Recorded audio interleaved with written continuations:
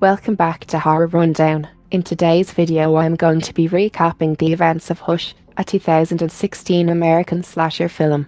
Spoilers ahead. You have been warned. Now like the video and subscribe to the channel if you enjoy this video. Maddie Young is a writer who lost her ability to hear and speak when she was 13. In hopes of strengthening her abilities as an author, she lives alone in the woods.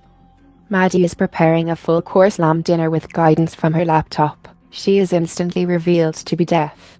She gets a text message. It's Sarah from next door asking if she can stop by. Maddie spots her friend walking towards the house. A few minutes later, Sarah arrives with a book Maddie had lent her. It is one of the books Maddie has written. Sarah tells Maddie she loves it and praises her writing abilities.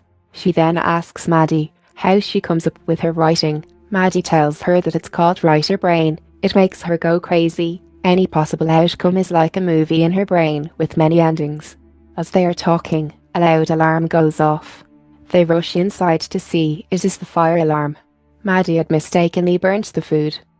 Maddie apologizes for her hell of a fire alarm and tells Sarah that she needs it because she needs to feel vibrations in order to wake up.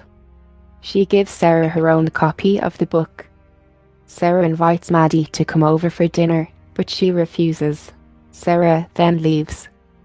Maddie sits down to type on her computer.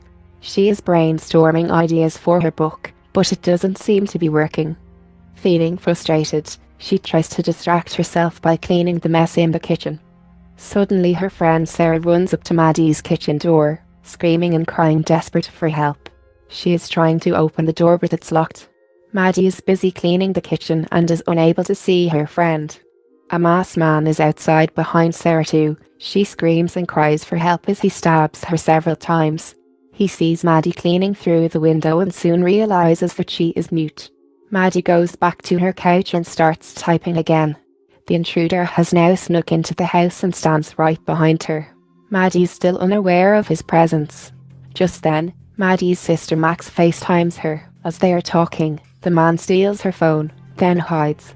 Alex asks her how Maddie's book is going, but Maddie says she's stuck and needs a distraction. Alex tries to persuade her to come back to the city and live with her, but Maddie doesn't want to. Their conversation is interrupted when Alex asks if there is someone behind her, because she saw something move. Maddie reassures her that it's probably the cat. After ending the call, Maddie walks around the house looking for her cat but doesn't find it. She pays no mind to this and leaves the bulb by the open door. She then goes back to her writing. As she does that, she gets a text from her own phone. Maddie is surprised to find several pictures of her from a few minutes ago. Then, she receives one of her in the exact position she's sitting on the couch. She realizes that someone is taking pictures of her.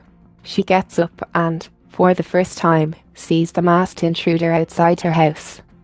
He has her phone in his hand. She rushes quickly and closes the window before he can enter. She then goes to her laptop to call the police, but can't because the man cuts off the electricity in the house. Terrified, she looks at the man through the window. He then slices the tires of her car so she cannot run away. Maddie is terrified. She grabs a lipstick from her bag and desperately writes on the glass door, "Won't tell, didn't see face, boyfriend coming home," on her window. She's hoping that the man would accept her bluff. However, the intruder decides to take off his mask to reveal his face and neck tattoo. He asks Maddie if she can read his lips, to which she nods. He tells her now that she has seen his face. He has to kill her. Maddie runs back to her kitchen to grab a knife. He can easily break one of the windows and get into the house, but he wants Maddie to wish she were dead. Maddie is terrified, but manages to fetch a knife and a hammer from the kitchen. She then goes to her room, locks the door, and sits in a corner. Suddenly a shadow is seen through the window. It is a bloodied hand. Something starts banging on one of her windows. Terrified, she looks up to see the intruder carrying Sarah's dead body and banging her lifeless arm against the window pane. Surprised, Maddie runs out of the room and mourns her friend's death. Maddie drops her knife in shock and backs away crying at the sight of her dead friend. But then she remembers Sarah still has her phone. Maddie thinks of a plan. She gets her car keys to trigger an alarm in hopes of distracting the man. She then runs to her room to get Sarah's phone through the window, but she is not quick enough. The man sees her trying to get the phone and runs to get her. Thankfully, she gets inside before he can reach her. The intruder shows Maddie Sarah's phone and keeps it on top of her body, challenging her to get it. He also takes Sarah's necklace with him. Maddie is now in her living room when she sees the man moving around. He goes to the back of the house. Taking this chance, Maddie comes through the front door. She hides under the deck before he can see her. When he is away from her view, she makes a run for it. However, the man sees her and fires at her with a crossbow. Thankfully, he misses. Somehow Maddie manages to run inside the house again. She then climbs up the stairs and attempts to escape through the windows. She climbs down the roof and throws a torchlight to distract him. But her plan fails when the man notices her. He shoots her with the crossbow bolt again. This time, it hits her leg. Now, Maddie is on the roof, injured, and the intruder is climbing up it to reach her. As he reaches the top, Maddie pushes him back down and snatches his crossbow. She tries to hit the man, but he starts climbing up again. Maddie quickly rushes back inside through the window and locks it. She has the crossbow with her, but her leg is injured and bleeding profusely. Crying, Maddie applies medicine to her wound. She then tries to figure out the way to use the crossbow. The man watches her through the window, but she doesn't notice. Just then, Sarah's boyfriend John knocks on Maddie's front door looking for Sarah. The intruder hears him, but Maddie doesn't. John takes his phone out to call the police, which alerts the intruder. He poses as a police officer and stops him from calling. He asks John for identification and tells him that he responded to a 911-1 call made by a resident. As he is handing John his identification back, he drops Sarah's necklace from earlier. Now, John grows suspicious of the man. He tells the man about a fake spare key and plans to hit him when he isn't looking. But he gets distracted by Maddie banging the door. The intruder takes the chance and stabs him in the neck. John tries to fight, but the intruder stabs him again.